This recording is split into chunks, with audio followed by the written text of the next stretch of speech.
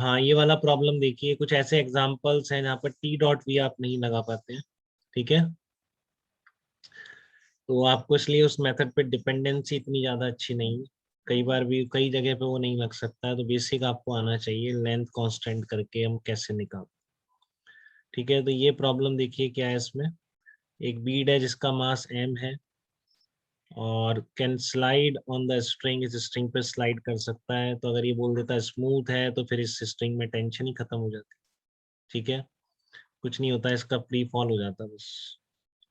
ठीक है ना, इसका क्या होता है, फ्री फॉल हो जाता है, क्योंकि स्ट्रिंग की टेंशन ही खत्म हो जाती है। ये भी फ्री फॉल कर रहा होता है अगर इसलिए यहाँ पर फ्रिक्शन है इनके बीच, there is a friction between the bead and the string. ठीक है, block B has a mass equal to twice that of the bead, तो इसका जो मास है इसका ट्वाइस है। The system is released from rest when the length small l is equal to 18.75 meter of the string hanging below the beat। तो इस instant पे जब इसने सिस्टम को रिलीज करा है तब ये लेंथ आपको बता रखी है 18.75 metre. Assuming the pulley and string to be massless, pulley और स्ट्रिंग सब massless है आपकी। ठीक है, find the distance in metre. अब स्ट्रिंग के बारे में कुछ नहीं लिखा, तो स्ट्रिंग यहाँ पर फ्रिक्शन, पुली क्या है नहीं तो लिख दे, नहीं लिखा इसने। Assuming the pulley and the string massless, find out the distance in meter moved by the block B after the bead slips out of the thread। तो इसने लिखा there is a friction between bead and string, तो इसको ये भी लिखना चाहिए था, यहाँ फ्रिक्शन नहीं है। ठीक है ना, पुली वुली में कहीं फ्रिक्शन नहीं है, तो वो मिसिंग है वो लाइन। ठीक है, बट ना फ्रिक्शन कोफिशिएंट भी नहीं दे रखा, तो हम क्या करेंगे, मानेंगे उसको कि यहाँ पर फ्रिक्शन तो नहीं। ठीक है, तो पूरी स्ट्रिंग में क्या है, टेंशन तो सेम ही है। Find the distance in meter moved by the block B before the bead slips out of the thread। ठीक है, तो जितनी देर में यहाँ से बाहर निकलेगा उतनी देर में ये ब्लॉक बी कितना मूव करेगा। जिसको समझ में आ रहा है अच्छी बात है, नहीं तो टेंशन नहीं लेगा कोई इस प्रॉब्लम को लेके। 11th वाले बच्चों के लिए अभी ये शायद नहीं समझ पाएंगे। ठीक है ना, वो एनएलएम की एससीवी कर लें, सब कर लें, उसके बाद फिर से ट्राई करें इस प्रॉब्लम को, तभी समझ पाएंगे। ठीक है, एकदम से फर्स्ट टाइम 11th पढ़ने वाले बच्चों के लिए नहीं है। ठीक है, ये 12 पास बैच में पढ़ा रहा हूँ मैं, इसलिए मैं ये सब प्रॉब्लम ले पा रहा हूँ यहाँ पे, क्योंकि इन बच्चों को बेसिक का आइडिया है बहुत बच्चों को। अब सबको नहीं है इसमें भी, तो जिसको नहीं है पहले से उसको इस प्रॉब्लम में फंसने की जरूरत नहीं है। ठीक है, बट जिसने एससी भी ढंग से लगा रखी है और क्वेश्चन भी कर रखे हैं उसको फिर अच्छा लगेगा। ठीक है, इसने एससी भी नहीं लगाया तो पहले अपन एससी भी डिस्कस करेंगे इसके। ठीक है, तो देखो आप इसमें क्या है कि आपका यहाँ से स्लिट होके बाहर निकल रहा है यहाँ से, तो कितने टाइम में निकलेगा, तो वो देखो इसका एक्सलरेशन नीचे की तरफ होगा, इस पॉइंट का एक्सलरेशन भी होगा। ठीक है ना, क्योंकि ये ब्लॉक भी तो नीचे जा रहा है ना, ब्लॉक का मास कितना है 2m।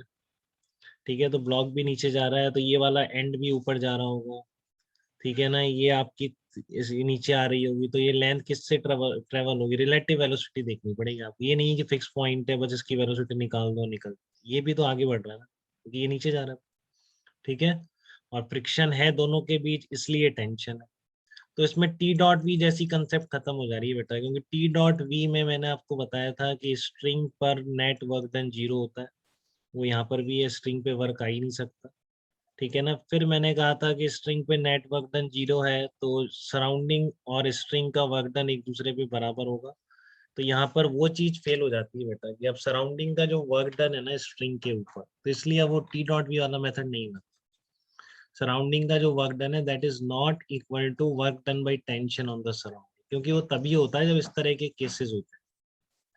ठीक है ना, वो केवल तभी होता है जब इस तरह के केसेस होते हैं। तो ये बातें आपको वर्क फॉर एनर्जी किसी ने पढ़ रखा है उसको ही समझ में आएगी, नहीं तो वो पढ़ने के बाद देखिएगा आप ये बात कि यहाँ पर टी डॉट भी क्यों नहीं लग सकता, इसका रीजन अभी जस्ट मत लगाइए ऐसे प्रॉब्लम में जब इस तरह से बीड उसी स्ट्रिंग पर फ्रिक्शन के साथ निकल रही है। ठीक है, क्योंकि अब क्या है यहाँ पर इसमें देखो क्या होता है, यहाँ पर ये जो डिस्प्लेसमेंट होता है ये बराबर होता है। ठीक है ना, स्ट्रिंग के पॉइंट का और इस ब्लॉक का डिस्प्लेसमेंट बराबर है, तो स्ट्रिंग और एक दूसरे पर फोर्स तो सेम लगाएंगे लगाएंगे, जितना ये लगाएगा उतना इस पे ये लगाएगा, डिस्प्लेसमेंट भी दोनों का सेम। तो जब तक इस तरह की सिचुएशंस होती हैं सिंपल वाली, तो आपका जो वर्क डन बाई सराउंडिंग है और वो वर्क डन बाई टेंशन के बराबर आता रहता है। ठीक है ना, तो टेंशन पे वर्क डन नहीं हो सकता, तो हम कहते हैं टेंशन का भी सराउंडिंग पे वर्क डन क्या हो जाएगा, 0 हो जाएगा, क्योंकि सराउंडिंग का वर्क डन 0 है टेंशन पे, क्योंकि टेंशन के पास स्ट्रिंग के पास क्या है, मासलेस स्ट्रिंग। ठीक है, बट जब इस तरह के केसेस आ जाते हैं तो फिर ये बात प्रूव नहीं होती कि अब सराउंडिंग का वर्क डन और टेंशन का वर्क डन सराउंडिंग पर दोनों सेम नहीं, ठीक है, क्योंकि स्ट्रिंग जब देखो इस रिंग का डिस्प्लेसमेंट अलग है, इसके इस कांटेक्ट पॉइंट का डिस्प्लेसमेंट अलग है, ठीक है ना, तो एक दूसरे पर ये सेम वर्क नहीं कर रहे हैं, तो वो बात यहाँ पर मिसिंग हो जाती है, इसलिए आप समीशन टी डॉट पी वाला मेथड यहाँ पर फेल हो जाता है, तो उसी जगह फेल होता है जहाँ पर ये चीज मिसिंग हो जाती है कि टेंशन का सराउंडिंग पे वर्क और सराउंडिंग का टेंशन पे वर्क इक्वल नहीं है। यहाँ पे डिस्प्लेसमेंट अलग हो गया, देखो यहाँ पे फोर्स लग रहा है, जितना फ्रिक्शन रिंग ने इस पे लगाया उतना ही रिंग ने भी इस पे लगाया, बट दोनों के डिस्प्लेसमेंट अलग है, इसके इस कांटेक्ट पॉइंट का डिस्प्लेसमेंट अलग है, इसका अलग है, वेलोसिटी एक्सेलरेशन सब अलग है, बट जब इस तरह से एंड पॉइंट पे अटैच चीजें होती है ना तब ये साथ चलती हैं एंड पॉइंट, तो फिर सराउंडिंग का वर्क डन और टेंशन का वर्क डन दोनों इक्वल आ जाते हैं, तो फिर ये मेथड वैलिड हो, ठीक है, तो यहाँ पर बेस इसके बिना बेसिक चीजों से प्रोसीड करिए, बहुत जल्दी आंसर आ जाएगा, कोई ऐसा नहीं कि टफ प्रॉब्लम है, बट बच्चे वो लगाते रहते हैं तो नहीं आता है, तो वो मैंने क्लियर कर दिया कि उस मेथड पे डिपेंडेंसी बिल्कुल भी अच्छी नहीं है, ठीक है, तो ये बीड है आपका, ये आपका के पॉइंट है, और ये आपका क्या है, यहाँ पर ये आपकी पुली है, ये ब्लॉक 2M, तो आप दोनों के एक्सलेरेशन मान लो, इसका एक्सलेरेशन मान लो डाउनवर्ड A1 है, इसका A2 है, रैंडम मान लिया आप, ठीक है ना, अब ये तो नीचे ही जा रहा है, बोला इसने कि इसको यहाँ से निकलना है, ठीक है, आपने तो मान लिया A1 इसका, मान लिया A2 इसका मान लिया, ठीक है, बाकी आप तो F इक्वल्स टू M लगाएंगे अब आराम से, दोनों ब्लॉक इस पे लगाइए, क्या होगा, अब इस पर सिस्टम लेके हम लगाते हैं तो आपको पता है कि टेंशन T इधर है, तो क्योंकि ये पुली मासलेस है तो इस पर नेट फोर्स जीरो करने के लिए 2T इस डायरेक्शन, ठीक है, तो if acceleration of pulley P is A2, then acceleration of point K will be 2A2, ये बात समझ में आ रही है कि अगर आपका इसका एक्सेलरेशन A2 होगा तो इस पॉइंट का 2A2 होगा, ये तो वही बेसिक बात अपनी नहीं, ये आपकी जो पुली है वो क्या हो रही है, नीचे उतर रही है, अरे ये तो कर रखा है हमने बहुत बार, इस तरह की है, ठीक है ना, ऐसे जा रहा है तो अगर ये आपकी एक्स नीचे आएगा, ठीक है ना, पुली अगर एक्स चल रही है तो ये लेंथ कहाँ से कवर होगी, यहाँ बांध रखा है आपने, यहाँ से नहीं हट सकती, तो सारी यहीं से तो कवर होगी, पुली अगर एक्स नीचे उतरी तो ये कितना ऊपर उठेगा, 0.2x पॉइंट ऊपर चले, ठीक है, तो इसलिए अगर यहाँ पर एक्सलरेशन A2 है तो इस पॉइंट का एक्सलरेशन कितना हो जाएगा, 2A2 हो जाएगा, ठीक है, तो बस आप A1 A2 निकाल लो, फिर इन दोनों इस पॉइंट का और रिंग का रिलेटिव एक्सलरेशन आ जाएगा, इनिशियल वेलोसिटी 0 थी तो इस लेंथ को ट्रेवल करने में टाइम निकला है, ठीक है ना, तो आपको A1 A2 निकालना है, क्लियर है सबको ये बात, देखो डाउट तो नहीं है किसी को इसमें, अमन आप बताइए ये बात क्लियर है आपको, ये अगर A2 होगा तो ये ट्वाइस ऑफ A2 होगा, बताइए, हाँ A1 इक्वस टू A2 नहीं है, A1 equals to twice A2 और 2 रह गया क्या आपका विषय, कहाँ गए आप,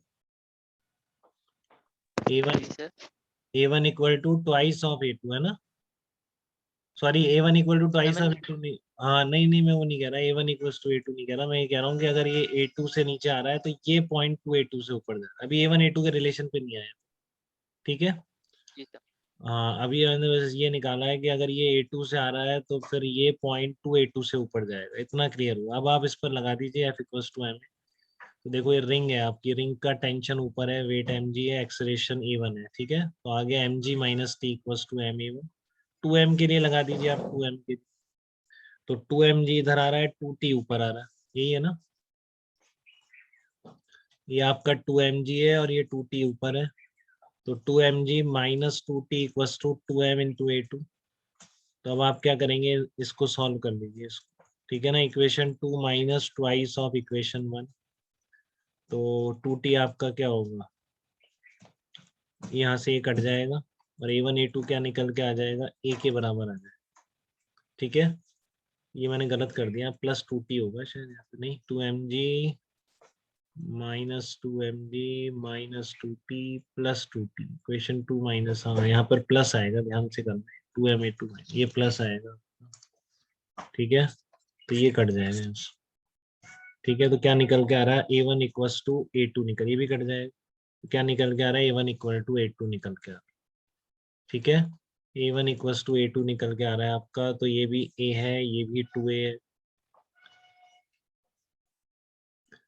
तो लेंथ कितनी देर में ट्रेवल होगी, हाफ एटी स्क्वायर, दोनों मिलके, चलो बिना रिलेटिव के कर दिया मैंने कि ये टी टाइम में हाफ एटी स्क्वायर जाएगा, ये टी टाइम में मिलते हैं, मान लो ये टी टाइम लगते हैं इन दोनों का, इस पॉइंट को और इसको मिलने में। वही पूछा है इसने, रिंग के बाहर निकलने का टाइम। तो रिंग के बाहर निकलने का टाइम कितना है, जितना इन दोनों को मिलने में टाइम लगेगा। ठीक है, ये simple F equals to M A लगा रहा हूँ, तो बहुत सिंपल है। बस ये बात थोड़ा समझना था कि टी डॉट बी क्यों नहीं लग सकता, वो मैंने आपको एक्सप्लेन कर दी। बाकी तो डायरेक्ट क्वेश्चन है, बल्कि बाकी से सिंपल क्वेश्चन। इस पर F equals to M A लगाओ, इस पर F equals to M A लगाओ। ठीक है ना, दोनों इक्वेशन को सॉल्व कर दो, दोनों के एक्सलेशन इक्वल दिखेंगे। ठीक है, फिर ये सिंपल एल लेंथ ट्रेवल करनी है, तो L is equal to half A T square plus half two A T square. तो ए टी स्क्वायर कितना आ गया, 2l/3 आ गया। Now distance travelled by the block B during this interval, तो ये टाइम आपका आ गया। अब इतने टाइम में ये कितना चलेगा, ये पूछा ना इसने, तो जितनी देर में ये बाहर निकल जाएगी, find out distance move by the block B कितना होगा। तो उसका जो बाहर निकलने का टाइम है वो आपने निकाल लिया रिलेटिव मोशन से, या बिना रिलेटिव के भी आगे, जैसे आप करना चाहें। ठीक है, तो now distance covered by the block भी कितना होगा, UT plus half eighty square. Acceleration कितना है ब्लॉक का, यही है एक्सेलरेशन, तो half eighty square. Eighty square यहाँ से आपने निकाल रखा था, वो जस्ट यहाँ पुट कर दिया। तो कितनी डिस्टेंस ट्रेवल करेगा वो, l/3 ट्रेवल करेगा। 18.7 आपको वैल्यू दे रखी थी, तो कितना आ गया, 6.25 मीटर आपका आंसर आ गया। ठीक है, आंसर कितना आ गया, 6.25 मीटर आंसर आ गया। तो आप बताइए बेटा, किसी तरह का कोई डाउट आपको इस प्रॉब्लम में? ठीक है, अच्छा ये टी डॉट वी वाली बात अभी आप एनर्जी के बाद समझेंगे कि वैसे ज्यादा है भी नहीं, फोर्स डॉट डिस्प्लेसमेंट भी पता है तो भी आप समझ सकते हैं। ठीक है, लेकिन जिसने वर्क एनर्जी बिल्कुल नहीं पढ़ा है उसे कैसे समझ आएगा, वो तभी समझ पाएगा। वापस सुनिएगा इसको कि मैंने क्यों एक्सप्लेन किया था कि समीशन टी डॉट वी इस पे नहीं लग सकता। ठीक है, पूछेगा कोई नहीं, जस्ट जिसका इंटरेस्ट है वो फॉलो कर सकता है। ठीक है, हाँ मतलब यहाँ पर इस तरह से फंसे नहीं रह जाएंगे, सर टी डॉट बी से हम करेंगे तो कहाँ से होगा वही। ठीक है, simple F equals to M a सी आ जा रहा है कि A1 इक्वस टू A2, फिर टाइम निकल गया, कितना टाइम लगा इनको निकलने में, उतने टाइम में दूसरा कितना चला, तो उस पर हाफ ए टी इसको। ठीक है बेटा, कोई डाउट तो नहीं पूछना है किसी को इसमें? अनिरुद्ध आप बताइए, किसी तरह का कंफ्यूजन आपको इसमें बेटा?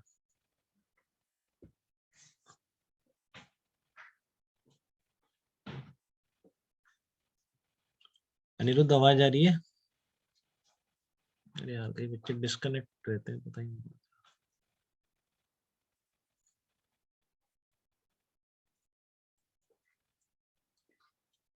चलिए एक और एग्जांपल देखिए इस तरह का, यहाँ पे टी डॉट भी नहीं लगेगा, तो ये क्लियर सिचुएशंस है तो यहाँ पे मत लगा।